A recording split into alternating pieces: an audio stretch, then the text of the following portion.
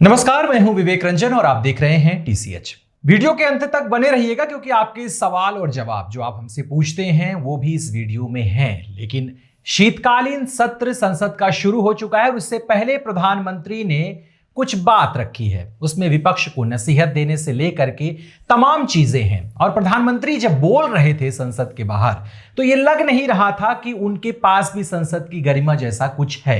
हालांकि उन्होंने क्या कुछ कहा है ये बीच में हम सब कुछ बातचीत करेंगे।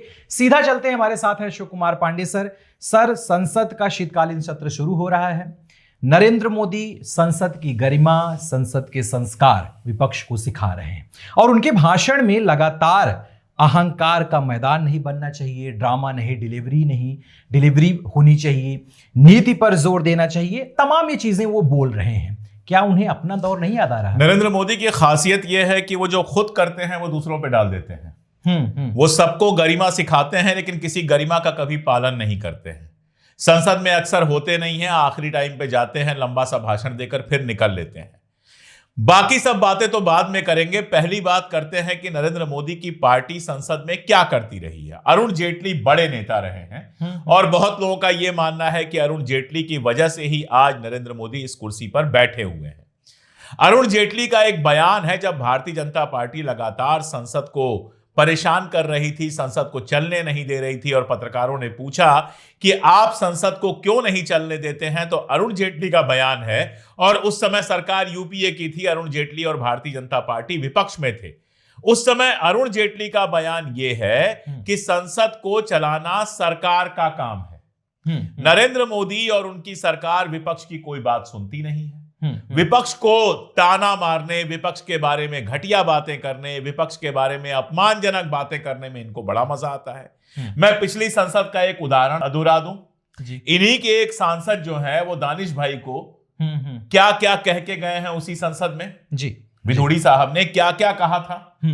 आप जरा कल्पना कीजिए कि इनका सांसद वहां खड़ा होकर एक मुस्लिम सांसद के लिए ऐसी घटिया बात का इस्तेमाल करता है। ये किस मुंह से गरिमा की बात करते हैं? किस मुंह से ये संसद के गरिमा की बात करते हैं जब उपराष्ट्रपति को विदाई तक देने के लिए ये तैयार नहीं होते हैं? जी। उपराष्ट्रपति इन्हीं के चुने हुए थे, कोई कांग्रेसी नहीं थे। और भैया इनको पूरी सलामी देते थे। विपक्ष को लगातार सस्पेंड करने का रिकॉर्ड बनाया उन्होंने। जी। राज्यसभा के मेंबर्स को सस्पेंड करने का रिकॉर्ड बनाया। मोदी जी के सामने लगभग 90 डिग्री पे झुक जाते थे। जी। विपक्ष के लोगों को बोलने नहीं देते थे और जब पक्ष के लोग बोलते थे तो धीमे धीमे मुस्कुराते रहते थे।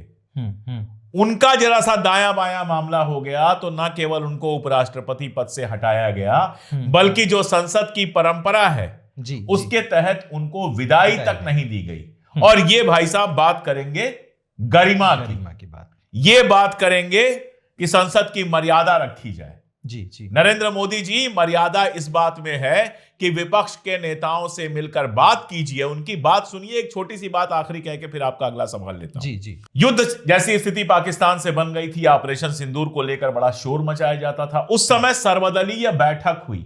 जी। सभी दलों ने सरकार को समर्थन किया। उस सर्वदलीय बैठक में विपक्ष के सारे बड़े नेता थे। जी। राज्यसभा के नेता मल्लिकार्जुन खड़गे थे, लोकसभा के नेता राहुल गांधी थे, इसके अलावा भी सारे लोग थे। एक आदमी उसमें नहीं गया, सर्वदलीय बैठक में एक आदमी नहीं गया और उस आदमी का नाम है नरेंद्र भाई दामोदर दास मोदी, जो इस देश का प्रधानमंत्री है। तो विपक्ष का वो कितना सम्मान करते हैं कि युद्ध जैसी स्थिति में भी विपक्ष के साथ आमने सामने बैठकर आधा घंटा बात करने का उनके पास टाइम नहीं है और वो सिखाएंगे मर्यादा। जी, मर्यादा के बाद सर हम आ जाते हैं एक बहुत बड़ी चीज। हालांकि वो कहते हुए कितना इस बात को समझ रहे थे प्रधानमंत्री नरेंद्र मोदी, लेकिन इस पर जरूर बात करेंगे कि वो विपक्ष के सांसदों को, खासकर उनके यहाँ जो नए सांसद आए हैं, स्वतंत्रता अभिव्यक्ति की बात कर रहे थे कि उनके यहाँ अभिव्यक्ति की स्वतंत्रता नहीं है, जैसे कि भाजपा में अभिव्यक्ति की स्वतंत्रता बहुत बची हुई। कितने नए लोग भाजपा में बोलते हैं? कितने नए लोग हैं जो भाजपा में बोलते हैं? मैं कांग्रेस से आपको नाम गिना देता हूं। बहुत सारे नए लोग जो बिल्कुल पहली बार चुनाव जीत के आए हैं, उन्होंने संसद में अपनी बात रखी है। इमरान प्रतापगढ़ी पहली बार राज्यसभा के मेंबर बने हैं, युवा हैं जी, लगातार उन्होंने बात रखी है जी। राजस्थान की एक दलित महिला है जो एमपी बन के आई है, एकदम यंग लड़की है वो, जी, लेकिन उन्होंने अपनी बात रखी है और पूरी गरिमा के साथ बात रखी है। अरे यहां तो राहुल गांधी को नहीं बोलने देते और नए लोगों की बात कर रहे हो आप। राहुल गांधी बोलते हैं तो कैमरा कहीं और कर दिया जाता है। पिछली बार तो उन्होंने कहा कैमरा इधर कीजिए। जी बिल्कुल, पहले तो पता नहीं था, तो राहुल गांधी जो ही बोलना शुरू करते थे कैमरा कहीं और कर दिया जाता था कि कहीं देश की जनता राहुल गांधी को बोलते हुए सुन न ले। जी। विपक्ष को समय नहीं दिया जाता है, यही तो शिकायत थी। जीरो पीरियड में विपक्ष को समय नहीं दिया जाता है, बाकी समय विपक्ष को समय नहीं दिया जाता है। सत्ता पक्ष के लोग बोलते रहते हैं और जो अध्यक्ष बैठे हुए हैं रोकते नहीं है। विपक्ष के लोगों को हर 5 मिनट पर घड़ी याद दिलाई जाती है। और ये बात कर रहे हैं नरेंद्र मोदी जी, बात कर रहे हैं अभिव्यक्ति की आजादी की। अरे इस देश में पत्रकारों को, इस देश में लेखकों को, इस देश में आम लोगों को आप अभिव्यक्ति की आजादी तो दे नहीं पा रहे हो। कांग्रेस का एक लड़का है, युवा कार्यकर्ता है मंजीत घोषी, मध्य प्रदेश का रहने वाला, एक ट्वीट के चलते उसको गिरफ्तार करके तिहाड़ में रखा गया है। सोनम वांगचुक जो सरकार के इतने बड़े समर्थक थे, मोदी जी के समर्थक थे, मोदी जी ने जो वादा सोनम वांगचुक के साथ और वहां के लोगों के साथ 8वीं अनुसूची देने का किया था, वो वादा पूरा करने की मांग करने पर इतना सब तमाशा बना दिया गया कि अब वो चाइना और पाकिस्तान के एजेंट हो गए। महीनों हो गए उनको जेल में और केस चल रहा है धीरे धीरे, पता नहीं कितने दिन जेल में सड़ेंगे। उमर खालिद और बाकी सारे लोगों का 5 साल से मुकदमा चल रहा है, ढंग से सुनवाई नहीं हुई, चार्जशीट नहीं बनी और 5 साल से ज्यादा वक्त से वो लोग जेल में हैं। और मोदी जी बात कर रहे हैं, अरे चिंता कर लीजिए दूसरों की जी। विपक्ष के युवा नेताओं की जगह अपने लोगों की जरा चिंता कर लीजिए कि कितनी आजादी है आपके यहां लोगों को बोलने की। वो जो बिहार वाले आरके सिंह साहब थे, ठीक है ना, इस देश के सबसे बड़े बाबू रहे हैं, जी, हमारे सेक्रेटरी रहे हैं वो, और वो भारतीय जनता पार्टी के सांसद रहे हैं, मंत्री रहे हैं। अडानी जी को जमीन दी गई बिहार में, उस पर सवाल उठा दिया तो चुनाव के बाद उनको पार्टी से निकाल दिया गया। और बात कर रहे हैं व्यक्ति की आजादी की। क्या आरके सिंह को व्यक्ति की आजादी नहीं है? इतने सीनियर आदमी हैं। तो मैंने कहा ना कि मोदी जी जो खुद करते हैं उसी का आरोप सामने वाले पे डाल देते हैं। ड्रामा करने में बीजेपी का कोई मुकाबला कर सकता है? हाँ, लेकिन ड्रामे की बात आज कर रहे थे कि ड्रामा करने के लिए इंटरनेशनल लेवल पर भारतीय जनता पार्टी का कोई मुकाबला नहीं कर सकता है ड्रामा करने में। चुनाव आता है, मंदिरों में मोदी जी की ऐसी तस्वीरें आती हैं कि भगवान जी नहीं दिखते हैं, मोदी ज्यादा दिखते हैं। भगवान जी की तरफ पीठ करके पूजा करते हैं और फोटो 8 एंगल से फोटो और वीडियो बनता है। लोकसभा चुनाव के पहले चले जाते हैं विवेकानंद रॉक पे बैठकर जो है तपस्या करने लगते हैं जी। और दुनिया की इकलौती तपस्या है वो जो 12-13 कैमरों के बाद होती है। हम लोग भी ध्यान लगाते हैं, कई बार जब ध्यान लगाते हैं तो मोबाइल स्विच ऑफ करके एक तरफ रख देते हैं, कमरा बंद कर लेते हैं कि जरा सा भी डिस्टरबेंस ना हो, कोई ना आए। और सोचिए कितने बड़े योगी हैं कि इनकी तपस्या में 12 लोग कैमरे से खींच रहे होते हैं, शायद सिक्योरिटी भी वहां आसपास होती हो और इनकी तपस्या चलती रहती है। और ये ड्रामे की बात करेंगे दूसरों से, और उसके लिए कह रहे हैं कि ड्रामे के लिए और भी जगह है। दर्शकों, हम आपको बता दें कि ये 18वीं लोकसभा का 6वीं बैठक ये होने जा रही, 6वां सत्र है और इसमें 10 बिल पेश होने हैं।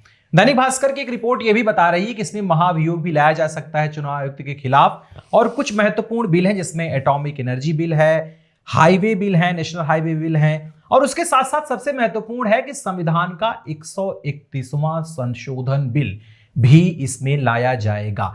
अब इसको लेकर के थोड़ा हम भी कयास लगा रहे हैं और भी समाचार इसको ये डिटेल्स आ जाए तो इस पर डिटेल में बात कर लेंगे। मुझे नहीं लगता कि अभी बहुत बात करने की वजह है इस बिल के बारे में। 10 बिल हैं जिसको हम क्रमवार तरीके से आपको स्क्रीन पर हम जरूर दिखा देंगे। ये बिल हैं, हालांकि उससे पहले एसआईआर को लेकर के बहुत असल मामला जो है वो एसआईआर का है।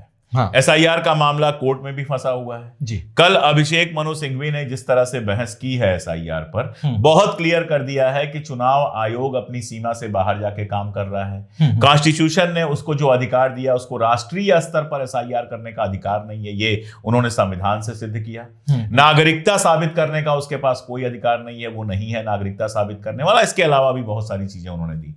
बीएलओ लगातार आत्महत्या कर रहे हैं जिसके चलते इनको एसआईआर की डेट थोड़ी सी बढ़ानी पड़ी। बिल्कुल। और इस तरह से पूरे देश में एक माहौल बना हुआ है कि एसआईआर के माध्यम से चुनाव आयोग भारतीय जनता पार्टी की मदद कर रहा है। विपक्ष इस पर बहस नहीं करे तो किस पर बहस करे बताइए भाई।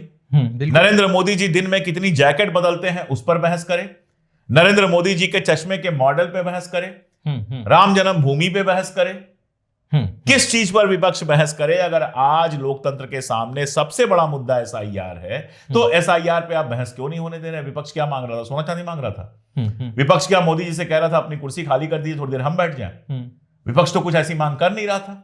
विपक्ष केवल और केवल एसआईआर पे बात करना चाहता है। आप क्यों नहीं करना चाहते हैं एसआईआर पे बात? एसआईआर पे बात अगर देश की सबसे बड़ी जो अदालत है यानी कि सुप्रीम कोर्ट और देश में चुने हुए लोगों का जो सबसे बड़ा मंच है यानी कि लोकसभा और राज्यसभा, अगर वहां नहीं होगी एसआईआर की बात तो कहां होगी? ये सरकार एसआईआर पर बहस नहीं चाहती है।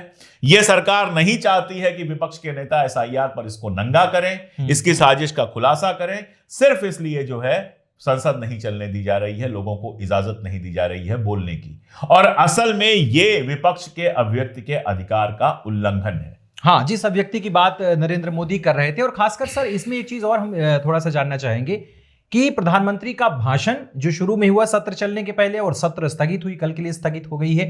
नरेंद्र मोदी जिस तरह का कह रहे थे कि ये नाटक ड्रामा करने से काम नहीं चलेगा, ये हिदायत दे रहे हैं, ये सीधा धमकी थी। ये तानाशाही अंदाज है उनका।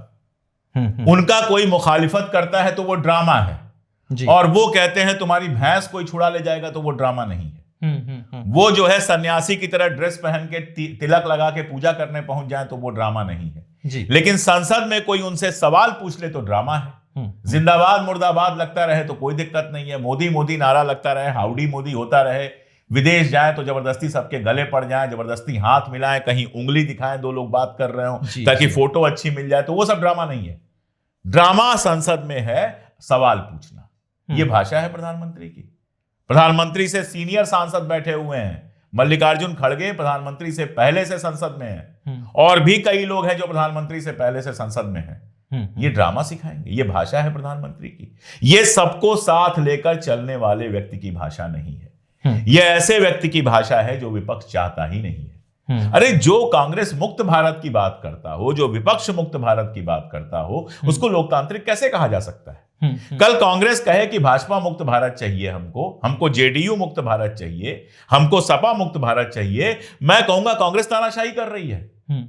हमको तो सबसे युक्त भारत चाहिए। हर विचार यहां पर हो, हर धर्म यहां पर हो, हर जाति यहां पर हो जी। और संसद वो जगह हो जहां पर बैठकर अपने अपने लिए और अपनी जनता के लिए सब खुल के बात कर सके, बहस कर सके, तब तो लोकतंत्र है जी। बिल्कुल।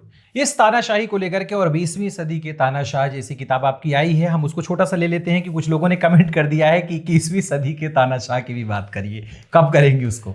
सवाल ये नहीं है, सवाल ये इतना आसानी से नहीं होता है। आप जब तक ये नहीं समझेंगे तानाशाही क्या होती है, आप ये नहीं समझ पाएंगे कि 21वीं सदी के तानाशाह का अगला कदम क्या होगा जी। तब तक आप ये नहीं समझ पाएंगे कि 21वीं सदी के तानाशाह की जो तारीफ कर रहे हैं उनकी गति क्या होने वाली है। और तब तक आप ये नहीं समझ पाएंगे कि 21वीं सदी के तानाशाह अपने देश को कैसे कदम दर कदम बर्बाद करते चले जा रहे हैं। एक चार्ट में दिखा देना चाहता हूं अपने लोगों को, इसको प्लीज स्क्रीन पे लगवा दीजिएगा जी। इसमें रुपए की गति है।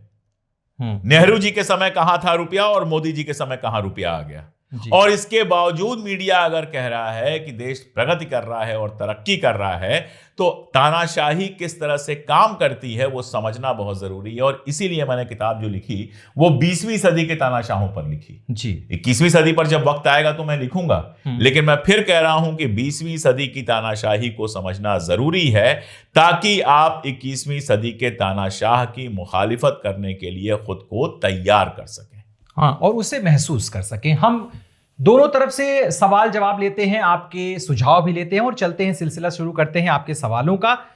माफ्ताब आलम सऊदी से लिख रहे हैं, सर इस वक्त एक शासक अमेरिका में है जो पूरे यूरोप को चाइना की तरफ कर रहा है, और एक हमारे यहाँ शासक हैं जो पूरे अरब को पाकिस्तान के करीब करने मदद कर रहे हैं। इनका सवाल बहुत अच्छा सवाल है जी। विदेश नीति पर सवाल, विदेश नीति पर। और यह हकीकत है कि अरब मुल्क जो है वो हमारे करीब रहे हैं। सऊदी अरबिया से हमारी बहुत अच्छी दोस्ती रही है, ईरान से तो हमारी ट्रेडिशनल दोस्ती रही है आजादी के पहले से। मैं आपको बताऊं कि भगत सिंह के जो चाचा थे अजित सिंह, जब ये हुआ कि यहाँ पर बहुत दिक्कतें हो रही हैं, कभी भी गिरफ्तार हो सकते हैं, तो यहाँ से भाग के ईरान गए थे। ईरान के साथ हमारी इतनी पुरानी दोस्ती थी, सऊदी अरबिया के साथ हमारी इतनी पुरानी दोस्ती थी, और आज हम देख रहे हैं कि ईरान जो है वो ट्रांजिट वीजा पर रोक लगा दे रहा है और सऊदी अरबिया जाकर पाकिस्तान के साथ समझौता कर ले रहा है, और वो भी युद्ध का समझौता कर रहा है कि जंग के हालात में अगर सऊदी अरबिया के खिलाफ कोई जंग होती है तो पाकिस्तान ये मान के चलेगा कि उसके खिलाफ जंग हो रही है, और पाकिस्तान के साथ कोई जंग होती है तो सऊदी अरबिया उसमें शामिल होगा। ये भारत के लिए बहुत चिंताजनक है। बिल्कुल। और ये केवल मुस्लिम देशों का मामला नहीं है, आपका कोई दोस्त ही नहीं बचा असल में। नेपाल और भूटान जैसे दोस्त जो है वो चाइना के करीब हैं। आपकी हालत यह है कि एक तरफ पाकिस्तान, एक तरफ बांग्लादेश, दोनों चाइना के करीब हैं, तो 3 आपकी सीमाएं हैं, कोई आपका दोस्त नहीं है किसी सीमा पर। तो विदेश नीति का यह भयानक फेल्योर है, जो मैंने कहा, गले मिलना, उंगली दिखाना, ये करना, ये सब चल रहा है, लेकिन मोदी जी की पर्सनल छवि बनाने की कोशिश की जा रही है, देश का नुकसान हो रहा है। जी। ये बिल्कुल आफ्ताब साहब ने सही सवाल पूछा है, और बिल्कुल वो सऊदी से है तो वो इस बात का दर्द उनको महसूस हुआ होगा जब सऊदी और पाकिस्तान का समझौता हुआ होगा कि बताइए, कभी हमारा मुल्क था, हमको इतनी इज्जत, मिडिल ईस्ट में हिंदुस्तान को पाकिस्तान से ज्यादा इज्जत हमेशा मिलती रही है, लेकिन जो हालात हैं उसमें ये सब बदल रहा है और ये दर्द का सबब है। आफ्ताब जी, आपका सवाल, आपका उत्तर जरूर मिला होगा, आपकी चिंता एकदम वाजिब है। महबूब बाली जी ने ये सवाल पूछा है कि विश्व कोर्ट में मोदी को क्यों नहीं बुलाया जाता वोट चोरी और हिंदू मुस्लिम विवाद के लिए? नहीं, मुझे नहीं लगता कि अभी इंटरनेशनल कोर्ट में ऐसा कुछ मुकदमा गया है और जाएगा भी, ऐसा भी नहीं लगता है। ये इंटरनल मसला, इस पर हमको खुद ही लड़ना होगा अभी जी। जब तक एक्सटर्नल मसले नहीं होते हैं या कोई बहुत बड़े पैमाने पर नहीं होता है, ऐसे अगर इंटरनेशनल कोर्ट करने लगे तो मोदी से पहले मुझे लगता है कि ट्रंप को भी जाना पड़ेगा, बहुत सारे लोगों को जाना पड़ेगा। सर, हमने SIR को लेकर और BLOs की जो आत्महत्याएं उनको लेकर के काफी वीडियोस बनाया, तो ये हमारे दर्शक जो है उसमें से काफी लोग इसमें कमेंट कर रहे हैं, और आपका शुक्रिया कि आप कम से कम उन वीडियोस को देख करके अपनी समस्या में बता रहे हैं। गीता रंगराजन जी हैं जो कि त्रिवेंद्रम से हैं, केरल से, उन्होंने लिखा है कि our BLOs has also expressed that he is also in high tension to fulfil time target. वो दबाव की वो बिल्कुल है। त्रिवेंद्रम से आप हैं और केरला की बात कर रही हैं, जाहिर तौर पे बहुत शुक्रिया गीता जी। मैं और भी दर्शकों से कहूंगा कि अपने इलाके के जो अपडेट्स हैं कमेंट में हमें दिया करें, ताकि हमें भी दुनिया और देश के बारे में और ज़्यादा ज़मीनी जानकारी मिले। मैं यही कह के अपनी बात ख़त्म करना चाहूँगा कि ये चुनाव आयोग और सरकार दरअसल BLOs की हत्यारी है। मैं जिस तरह के वीडियोस आ रहे हैं, कल यूपी के एक BLO के साथ जो हुआ, जो उसने किया, और उसका वीडियो देख के मुझे रोना आ गया। मैंने कहा यार, इस देश को कहां पहुंचा दिया गया है। और मैं वही सवाल बार बार पूछ रहा हूं कि ऐसी क्या जल्दबाजी है कि महीने 1.5 महीने में ही आपको पूरा करना है? इसको 6 महीने में क्यों नहीं किया जा सकता? कौन सा लोकसभा चुनाव तुरंत होने वाला है? लोकसभा चुनाव के पहले का आप टारगेट बनाइए। आपके पास 3-3.5 साल पड़े हुए हैं, आप आराम से करवाइए ताकि BLO समय देकर हर जगह जा सके और जिंदा रह सके। बिल्कुल। आप किसी एक आदमी के ऊपर इतना प्रेशर नहीं दे सकते कि दिन रात लग के भी पूरा ना कर पाए और उसके बाद इस तरह का। लेकिन हालांकि मैं आपसे अपील करना चाहूंगा, अगर आप BLO हैं या आपके रिश्तेदार कोई BLO हैं, आपके आस पड़ोस में कोई BLO हैं, तो उनसे बात कीजिए, कहिए कि भाई नौकरी छोड़ दीजिए, लेकिन ये वाला काम मत कीजिए। आप जब एक बार ये काम कर देते हैं तो परिवार के लिए, देखिए बाकी लोग तो भूल जाएंगे रोगा के, लेकिन परिवार के ऊपर वो जीवन भर का संकट होगा। इसलिए प्लीज ये काम मत कीजिए। इससे तो अच्छा है नौकरी छोड़ दीजिए, कोई ना कोई रास्ता जिंदगी आपको दिखा ही देगी। बिल्कुल। अब देखना यह है कि शीतकालीन सत्र ये जो शुरू हो रहा है, इसमें प्रधानमंत्री नरेंद्र मोदी ने जिस अभिव्यक्ति की बात कही है, क्या वो विपक्ष की भी अभिव्यक्ति वहां पर सुनेंगे, उसे जानेंगे, समझेंगे? और जो ये बिल आने वाले हैं, इन बिल पर हम लगातार चर्चा करेंगे, नजर बनाए रखेंगे। हमारे साथ जुड़े रहिए और कमेंट जरूर करिए, सवाल भी हमसे पूछिए, आपके सवाल हम लेते रहेंगे और उसका जवाब भी आपको देंगे। धन्यवाद।